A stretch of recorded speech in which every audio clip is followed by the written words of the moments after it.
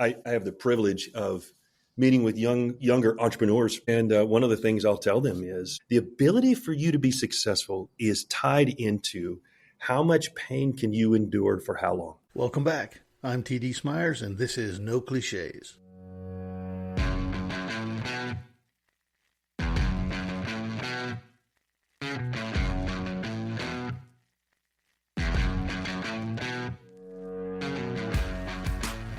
Hello and welcome to No Cliches, companion podcast to my coaching, consulting, and leadership writing at A Bold Leader. I'm TD Smyers, and I've been in leadership my whole life, from taking point in small teams to command of military troops to multiple roles as a CEO. And if this life in leadership has taught me anything, it's that leading is more art than science. I call this No Cliches because we'll go well beyond the basics here, leaving behind the LinkedIn infographics to dive headfirst into some of the toughest situations a leader can face. Through stories and interviews, you'll get a behind-the-scenes look at leadership truths that always apply, no matter what industry or sector you're in. This is a no-holds-barred leadership conversation, so strap in.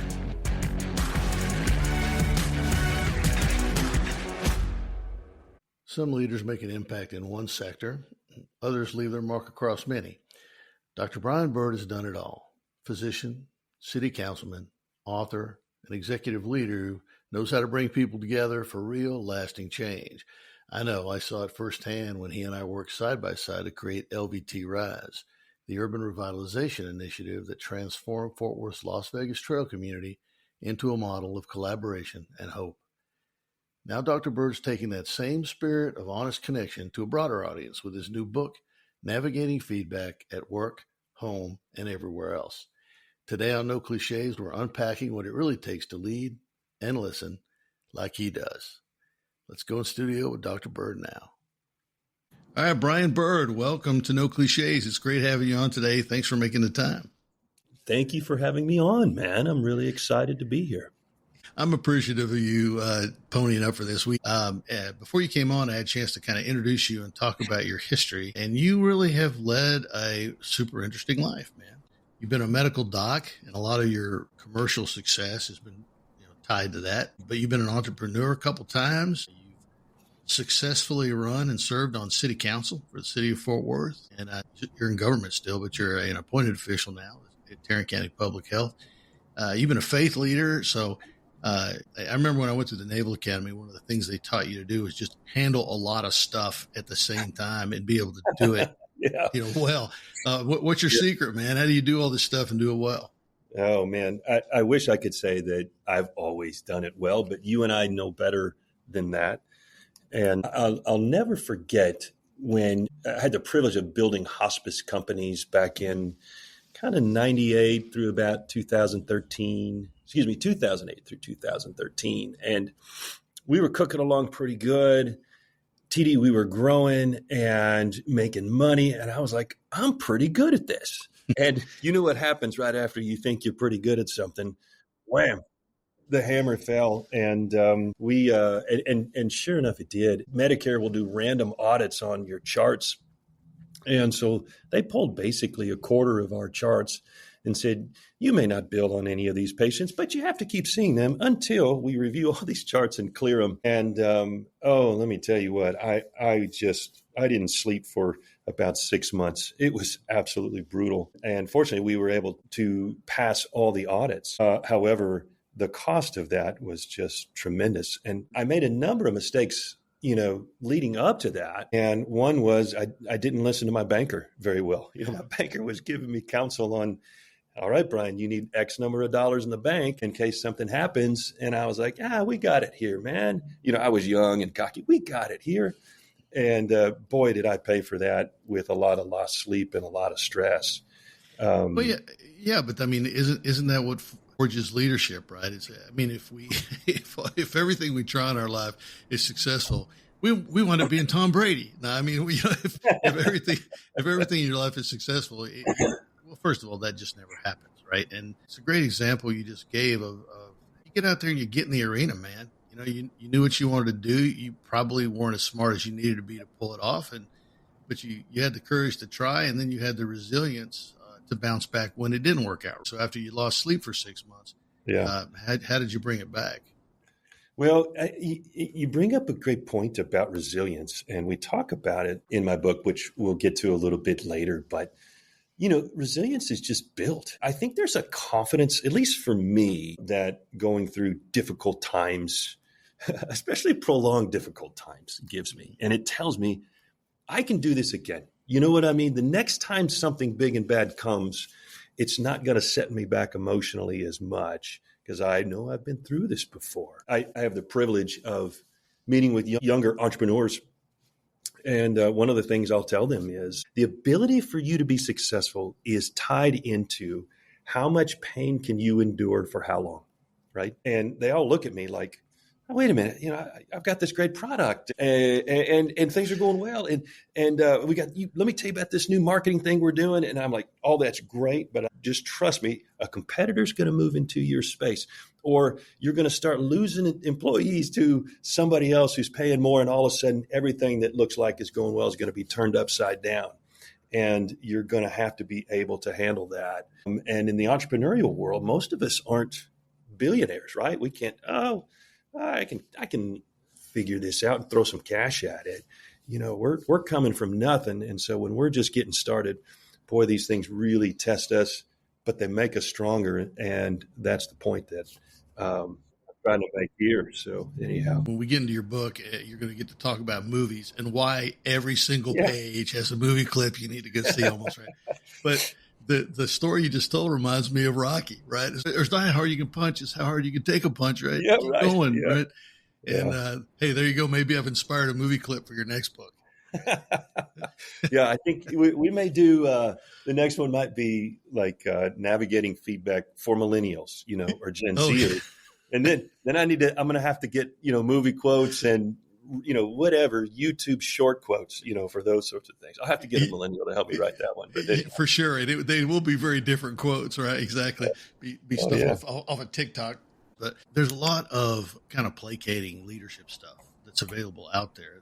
I mean, there's more books written about leadership than about anything else. And LinkedIn, the whole thing is built around, business and of course, leadership is a big part of that. So you get a lot of advice, you get a lot of infographics and a lot of pretty splashes and placating statements. And, the reality is, at least in my experience, and probably it's because I led with my face like you did through a lot of things and learned from it, is that leadership it's hard, man. You can't just lay these things out and go, all you got to do is do these 7 things and you'll be a great leader. No. But you've tried leadership. You've borne the mantle of leadership through a lot of different situations. When you were on city council, I was leading United Way at the time, and we had the opportunity to roll into something that was pretty daunting, and that was an urban revitalization project for a long ignored part of the city, Las Vegas Trail area. I know you remember that because you're the guy that hauled me into that thing. You're welcome, by the way. I know that was a thank you. Yeah, exactly. But I mean, what are your recollections of that project? Because that was a tough thing that I think most people would have laid odds that it was going to fail, and you led face first into that. So, what are your reminiscences? Yeah, it was. Thank you for bringing that up because, as you know, the way it ended up was really great, but we didn't know that when we got into it, right? Because crime was through the roof, and the newspapers were reporting on the human trafficking that was going on in there. I think there was something like 21 multifamily apartment complexes just riddled with crime. And we went in and we said, we're gonna try to help out here. Okay, good luck, fellas. Right?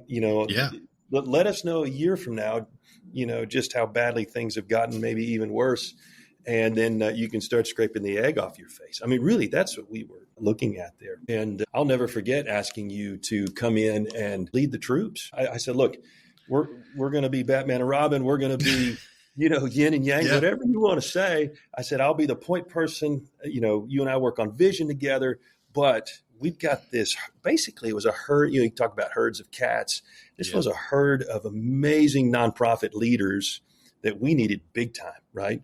So we needed United Way. We needed Catholic Charities, on and on and on, YMCA. And it was one of those things, my friend, where for some reason I don't care if you were Democrat or Republican, rich or poor, Catholic, non-Catholic, whatever, you wanted to see this thing succeed. And everybody said, Brian, TD, just tell us what you need and we will be there. And that's exactly what happened.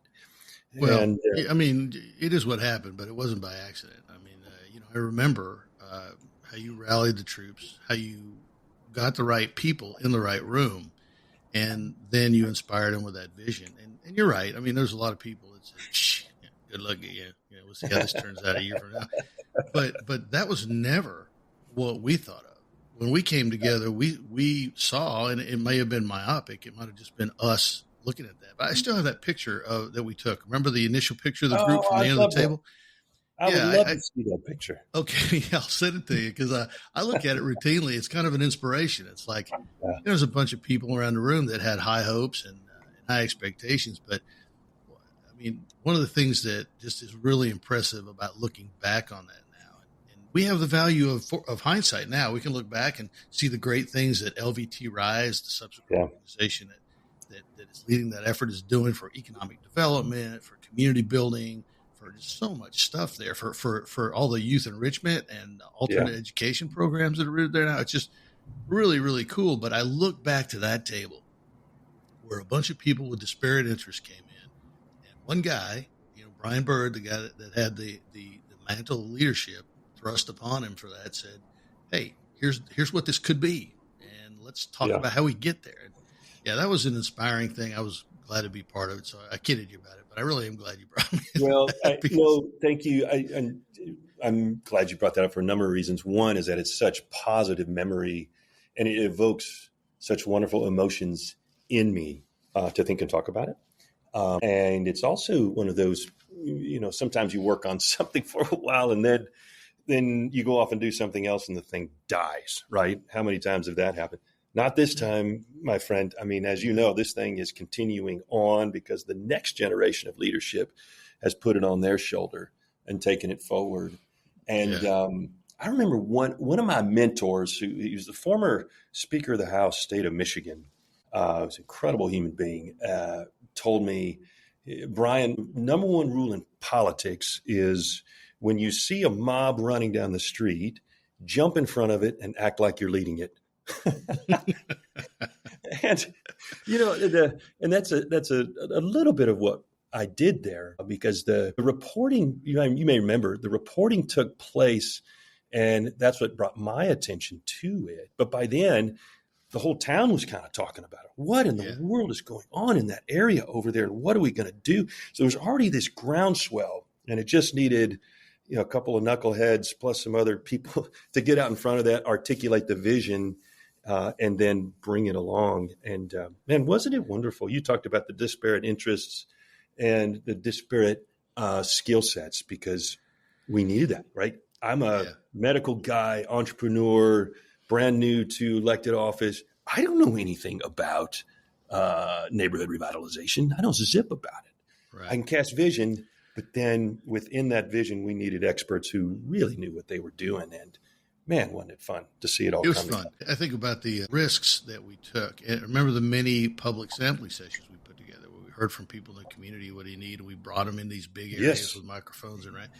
mean, those, because it was a rough area. And those were not without risk, but that was a decision, that we were going to do that. We're going to sample the community. We're going to let this be a community-led initiative that we all empower, and attribute that attitude with why it was so successful and continues to be successful to this day. So good memories, like you said. I'm sure that your city council tour was full of wins and no losses at all. The person who inspired me to be part of locally elected leadership was one of my mentors, a guy named Bill Garrison. And when I was growing up, he worshiped the same church I worshiped at. And when I was in high school, he was on city council. Later on in his life, towards the end of his life, when I was a younger man in my 30s, he mentored me and he said, look, man, great cities don't just happen. You have to steward them, and it takes a lot of work and a lot of service. And he just kind of planted that seed for me. I loved that. I'd never thought about it before, that, oh, you mean somebody's actually thinking through which companies to invite here so that we have, good economic development and lower taxes and lower crime. There's a whole school of thought that goes into that, and it takes a lot of sacrifice. And I always tell people I enjoyed about 70% of it, because 30% of it is just a beating. You've been in enough public meetings to witness what goes on there, and you know what I'm talking about. I've thought about that a lot, and throughout my career, sometimes that question has come up. Hey, you interested in running for office? And I'm just like, man, no. that's just a beating. And to those like you who are public service minded enough and have the heart of a lion to go with it, that'll step into that arena. Hats off to you. And it's a tough road home, because you are always going to be opposed. You can count on it. Mm-hmm. Whatever you try to do, you're going to have opposition at some point whose interests are not aligned with yours. So we all face that in the workplace, I think, as leaders. But when you're an elected official, it is always present. It's omnipresent. Yeah, no, it's sort of, in leadership, regular leadership, the leader is always going to be misunderstood by somebody for various reasons. And part of that's tied into how the human mind works, right? And if we feel slighted, we're going to create a narrative. And sometimes it's just the least charitable, worst narrative that we can think of. And it's not anywhere close to what's really going on. But the leader takes those hits. In the public arena, it's like that on steroids, right? Because instead of, a couple people angry at you, you've got neighborhoods angry at you. Or the front page. You're right. Yeah, that's exactly right. And so it's coming to grips with there's going to be a lot of people that are not happy with me. And to this day, TD, there's still some people, when I see them around town or at a restaurant, they won't shake my hand, because they're just certain that, and then whatever, fill in the blank there. They didn't like the decision that I made on something. Right. And yeah, it's just a good example of the cost of leadership. Then there's no getting around that. As you said, there'll always be opposition especially on the tough ones. I don't know how many nights I sat there in that chair listening to public, presentations. Everybody gets 3 minutes. I want to give my thoughts on this, and you listen to that for 3 hours sometimes. And it's really a beautiful display of democracy in action. It really is. It's just difficult to do that week after week, night after night. I remember towards the end of my tenure on council, I just sat there and I thought, what am I doing with my life? I'm spending every Tuesday night just sitting here listening to this. Well, I mean, now you're not an elected official anymore, right? Now you're Tarrant County Public Health. So how's that role by comparison? Do you find it invigorating? Do you find you're able to do as much or more? What does that look like now? Yeah, thank you. So I'm appointed, which means that I speak for the elected officials who appointed me. When I say I speak for them, what I really mean is when I'm speaking, it reflects very much on them, as opposed to just me. And so I take that very seriously. I try to stay close to these people so I know what their thoughts are. That's super important.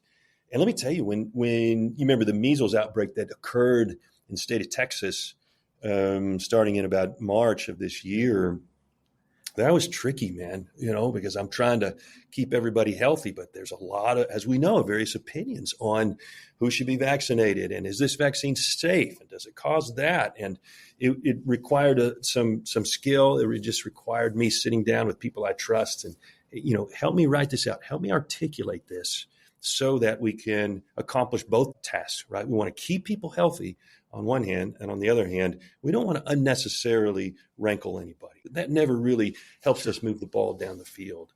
And so those are a couple of the things that were different about being appointed official and being an elected official. Yeah. You enjoying the role? So I really enjoy it. I get to work with incredible people here. I get a lot of support from the administration office. I get to be me, man. You know what I mean? I get to exercise the few gifts that I have. A lot of the skills and contacts that I acquired during city council I think are quite helpful to us as we set up partnerships to deliver more public health in an era where funding is decreasing for public health all over the country, but particularly here in Texas. So during this journey, somewhere along the line, you decided to write a book on feedback. Yeah. So the stories you've been telling about your time on city council, about your time as an entrepreneur in the medical field, you're an MD, and the name of your book is Navigating Feedback at Work, Home, and Everywhere Else. And I'm excited to talk about this because this is a cool book. And I mean, at first I said, Dr. Byrd's my friend. I got to read his book. But when I got into it, I thought, hey, this is pretty cool. I can't wait to have him on to talk about it. But why this subject? Based on your background, I would not have necessarily put that two and two together.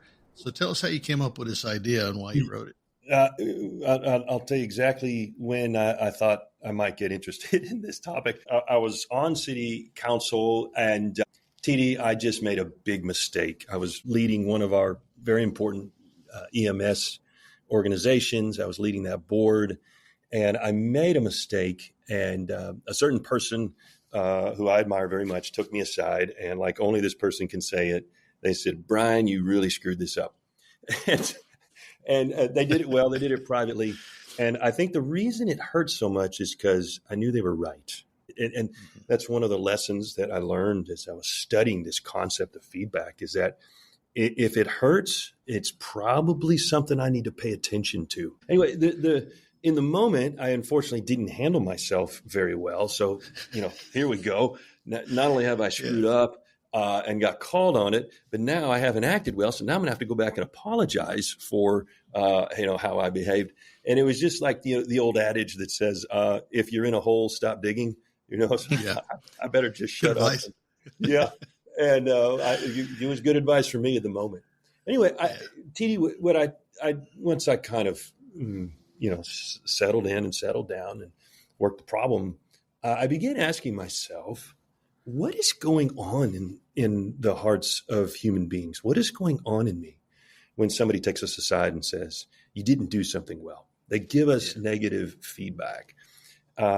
It's like somebody is coming right at our very identity. It's like they're coming right at our self-esteem.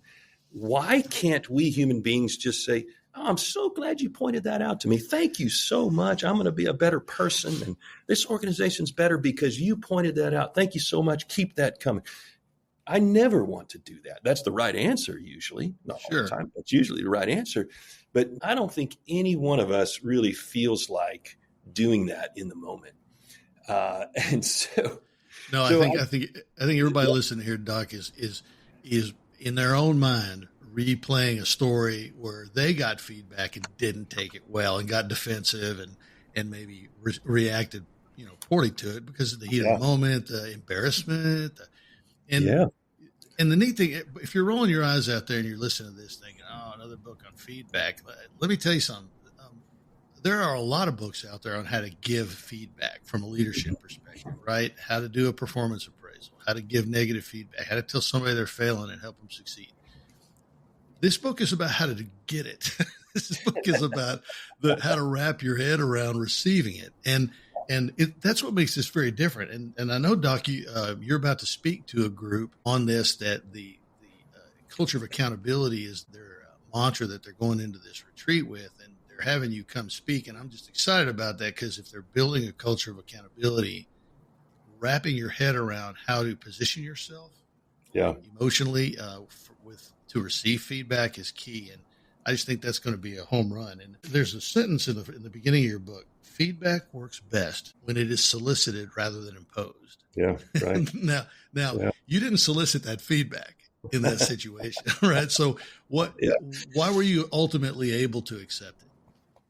Oh, I think what happens to all of us is we come to a point where we say, I can either accept this and get better, or I am never going to improve as a professional. Plus, I'm going to hurt these relationships that are so important to me. And we weigh that in a balance and we say, oh, okay, I need to own this. I'm going to own it because that hurts less than messing up relationships. When we were looking into this, to your point, we saw lots of books on how to give feedback. We saw just one or two out there that were, about receiving feedback. They're great books, but they're more on a academic level. And we thought, we need a book for the person who has 10 minutes a night to read. They've got their, annual review coming up here in a few weeks. And we want to help them get ready for that emotionally. We want to help them prepare for it. We want to help them know how to ask for a raise. We want them to be able to see it as not just okay, I got to sit down and take my licks. I got to sit down for this perfunctory thing, but rather we want this thing to be really good. We want it to make us better, improve the relationship with my boss, and make this division that I'm working in better than it is, because now we're getting into things like vision and meaning and purpose. And boy, we human beings need that stuff. And so that was sort of the vision behind why we wrote the book the way, when I say we, I mean why I wrote it the way we wrote it.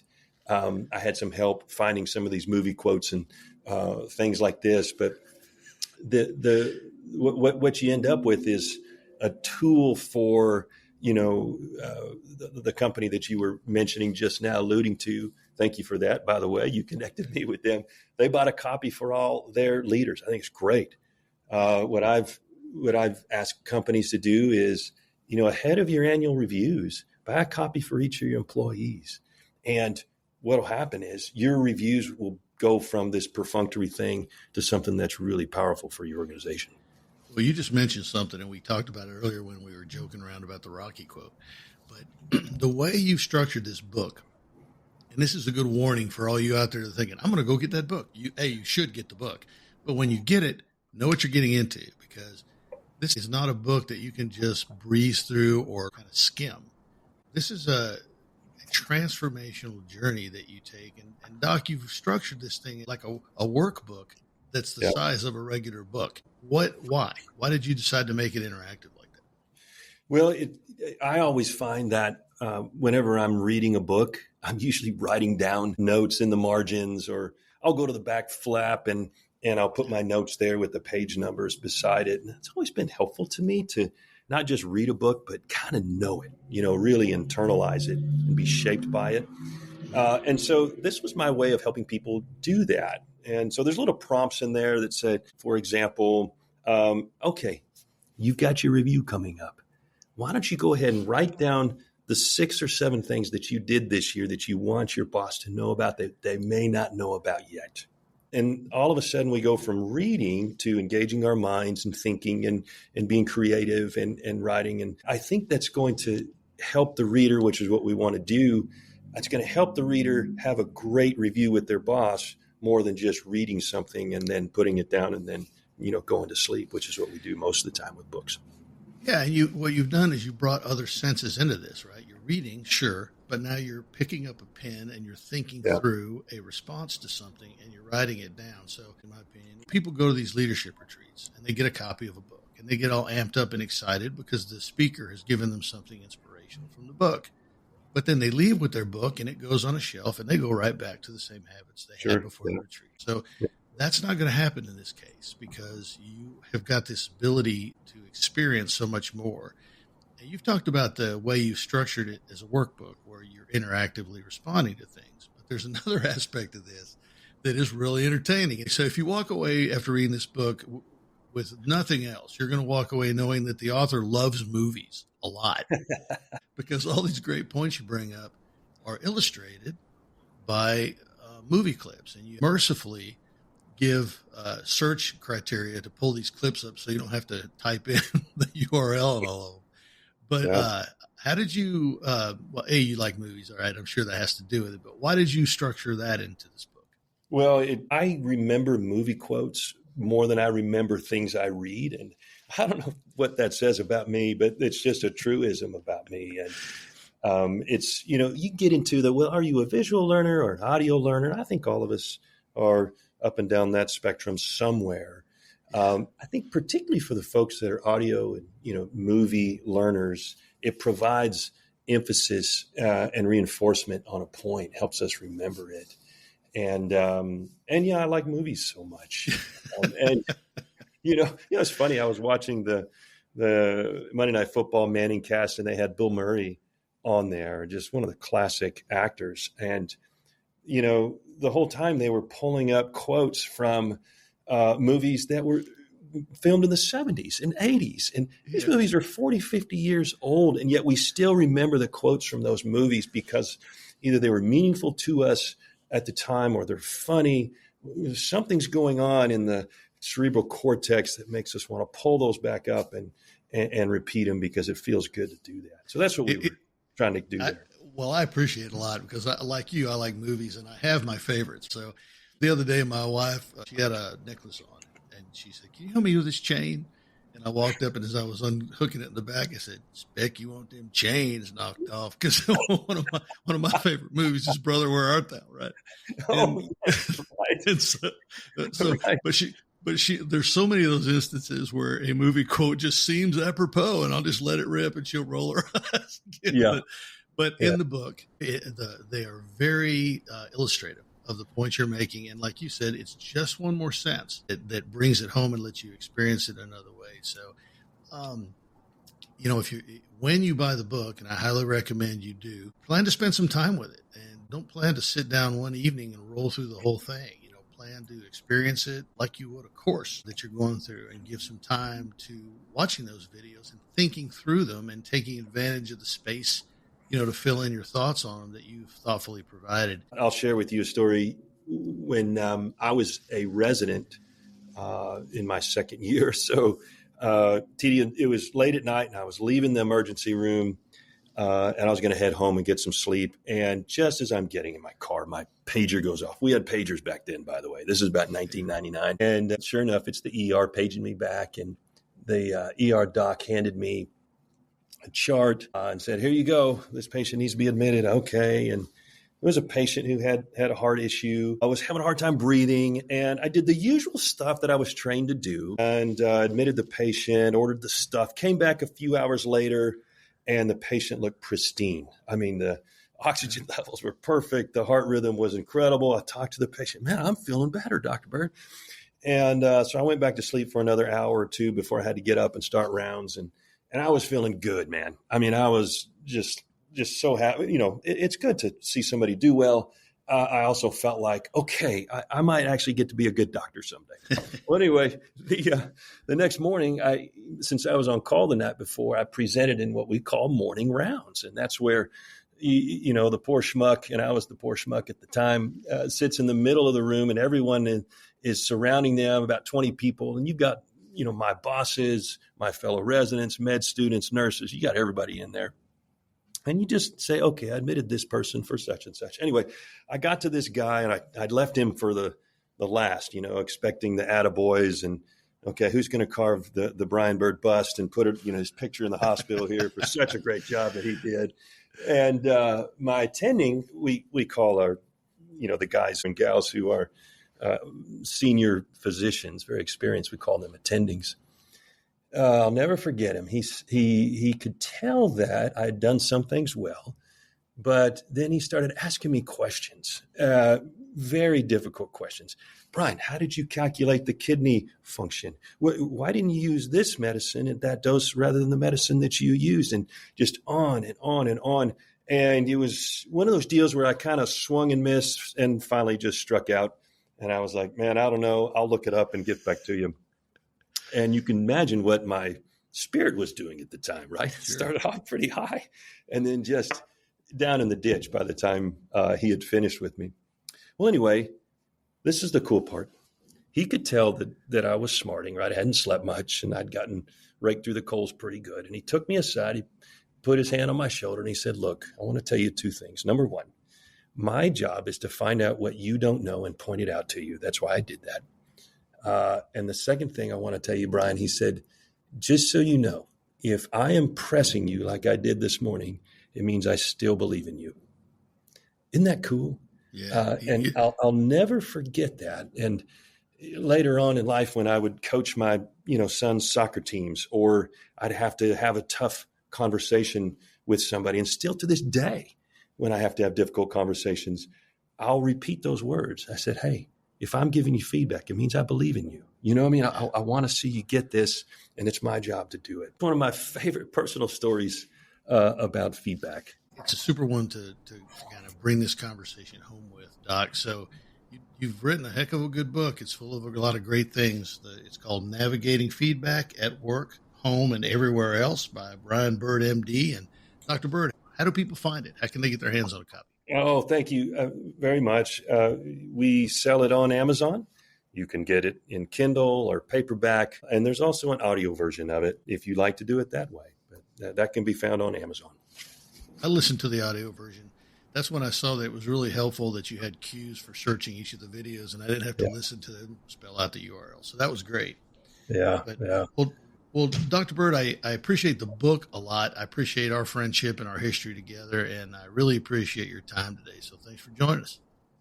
Loved it, my friend TD. Always enjoy my time with you, and thank you for the opportunity to talk about feedback and leadership a little bit on No Cliches. It was a lot of fun. Wait till your next book is out. I'm having you back for an hour.